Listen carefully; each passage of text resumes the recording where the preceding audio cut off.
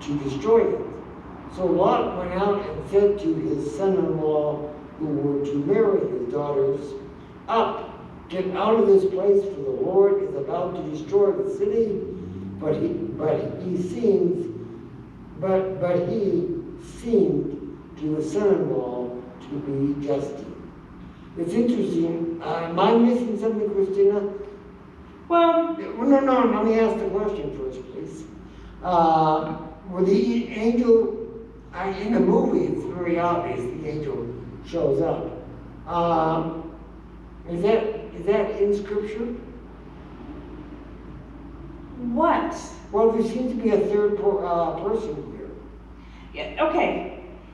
You have these individuals, these angels, who came into the town Oh, and went to Lot's house. okay, they were. And then these outsiders in the village want to have sex with them. I get it. And Lot's like, no, have my daughters. Right.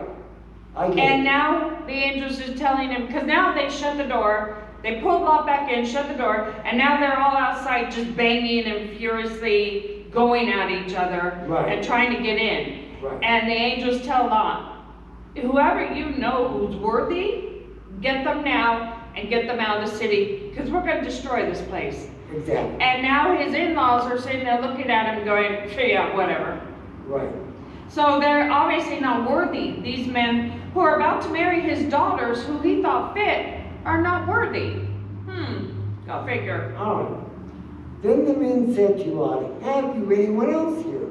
Son-in-law, sons, daughters, or anyone you have in the city, bring them out of this place. For we are about to destroy this place, because the outcry against his people has become great before the Lord, and the Lord has sent us to destroy it." So Lot went out and said to his son-in-law, who were to marry his daughters, "Up, get out of this place, for the Lord is about to destroy the city." But he seemed to his son-in-law to be jesting. As morning dawned, the angel urged Lot, saying, "Up, take your wife and your 2 daughters who are here, lest you be swept away in the punishment of the city." But he lingered. So the men seized him and his wife and his 2 daughters by the hand, and the Lord being merciful to him. And they brought him out and sent him outside the city. And as they brought them out, one said, "Escape for your life. Do not look back or stop anywhere in the valley. Escape to the hills, lest you be swept away." And Lot said to them, "Oh no, my lords. Behold, your servant has found favor in your sight, and you have shown me great kindness in saving my life. But I cannot escape to the hills, lest the disaster overtake me and I die. Behold, this city is near enough to flee to, and it is a little one. Let me escape there. It is not a little one, and my life will be saved." He said to him, "Behold, I grant you this favor also, that I will not overthrow the city of which you have spoken. Escape there quickly, for I can do nothing till you arrive there." Therefore the name of the city was called Zoan. The sun had risen on the earth when Lot came to Zoan. Then the Lord rained on Sodom and Gomorrah sulfate and fire from the Lord out of heaven. And he overthrew those cities and all the valley, and all the inhabitants of the cities, and what grew on the ground. But Lot's wife behind him looked back, and she became a pillar of salt. And Abraham went early in the morning to the place where he had stood before the Lord. And he looked down towards Sodom and Gomorrah and towards all the land of the valley. And he looked, and behold, the smoke of the land went up like the smoke of a furnace. So it was that when God destroyed the city and the valley, God remembered Abraham and sent Lot out of the midst of the overthrow when he overthrew the cities in which Lot had lived. Now Lot went up out of Zoran and lived in the hills with his 2 daughters, for he was afraid to live in Zoran, so he lived in a cave with his 2 daughters. And the firstborn said to the younger, Our father is old, and there is not a man on earth to come in to us after the manner of all the earth. Come, let us make our father drink wine, and we will lie with him, that we may preserve offspring from our father. So they made the father drink wine that night, and the firstborn went in and lay with her father. He did not know when she lay down or when she arose. The next day the firstborn said to the younger, Behold, I lay last night with my father. Let us make him drink wine together also. Then you go in and lie with him, that we may preserve offspring for our father. So they made their father drink wine that night also.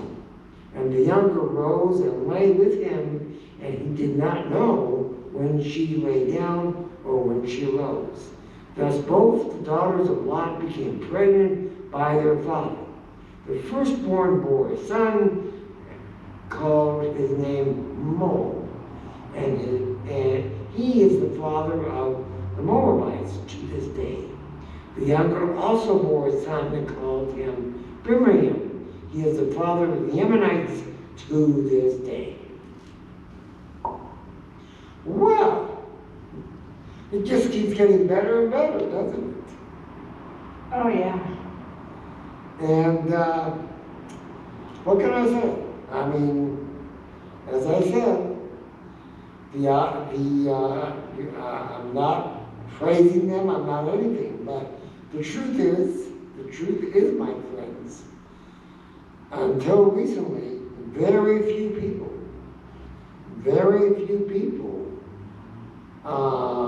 did not have to, quote, marry who the father and mother and the family wanted. The upper class would have their mistresses and all that, and those are the people they really loved, as opposed to the ones they were legally married to. But anyway, that's the nature of the world. You know, we usually think of sin as just going out looking for a bad time that we know is bad. But a lot of this was not that kind of sin. And I find that so interesting. It was structure, cultural life. And isn't that amazing, Christina? Well, some religions still have that.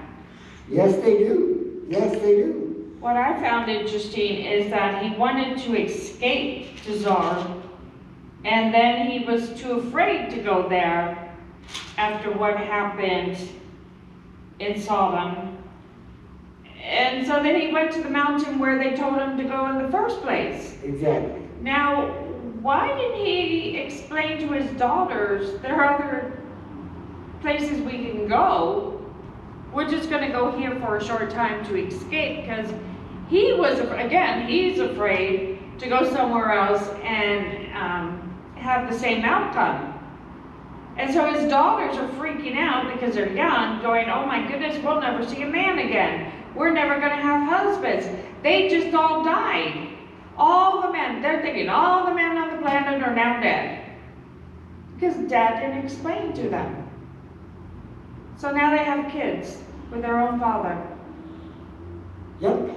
Yeah, someone should have opened his mouth and said something. All right. From chapter 20. From there, Abram journeyed towards the territory of Mizpah and lived between Cusha and Shur, and his sojourn in Gerar. And Abraham said of Sarah his wife, she is my sister. This keeps getting better and better. She is my sister, and Abraham's king of the Gerta sent and looked and took Sarah. But God came to Ammonian in a dream by night and said to him, Behold, you are a dead man because of the woman whom you have taken, for she is a man's wife. Now Ammonian had not approached her, but he said, Lord, will you kill an innocent people? Did he not himself say to me, She is my sister? And she herself said, He is my brother? In the integrity of my heart and the innocence of my hands, I have done this. Then God said to him in a dream, Yes, I know that you have done this in the integrity of your heart, and it was I who kept you from sinning against me. Therefore I did not let you touch her. Now then, return the man's wife, for he is a prophet, so that he will pay for you, and you shall live. He would pray. Pray for you, and you shall live. But if you do not return her, know that you shall surely die, you and all who are yours. So Ammonian rose early in the morning and called all his servants and told them all these things. And the men were very much afraid. Then Ammonian called Abraham and said to him, What have you done to us? And how